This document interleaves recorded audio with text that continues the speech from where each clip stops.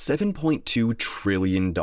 That's the amount of cash sitting on the sidelines of the stock market, and it just hit a new all-time high. That's bigger than the entire economies of both the United Kingdom and France combined, and it's growing fast. It's jumped by $2 trillion in just the last 2 years. To put that in perspective, it took 20 years for this cash pile to grow by the same amount between 1981 and 2001. This colossal sum is stored in money market funds, low-risk safe havens, including cash and treasuries, where investors park their money while they wait for better opportunities. Yes, a big pile of dry powder sitting on the sidelines just waiting to rush back into the market might sound bullish to some people, but history may actually suggest otherwise. For example, money market funds grew quickly in the late 1990s, leading up to the dot-com bust of the early 2000s. And less than a decade later, these funds grew at an even faster pace, reaching record levels just before the 2008 housing bubble and Great Recession, and then in 2019, leading right into the pandemic shock. 3 recessions preceded immediately by rapid surges in cash on the sidelines, and we're seeing it again today. So how do we look at this? Is it a bullish sign, dry powder ready to fuel the next rally? Or is it a bearish warning of an impending downturn? To find out, we first need to understand why investors are fleeing the market for cash. It turns out they're making a rational decision based on 2 things: what they can gain from holding cash and what they risk by investing it anywhere else. Elevated short-term rates have made money market funds significantly more attractive than usual. Just look at this chart comparing the US inflation rate to the federal funds rate, which dictates short-term yields. Notice how the Fed funds rate is higher than inflation and has been for over 2 years. It's now sitting at 4.3% compared to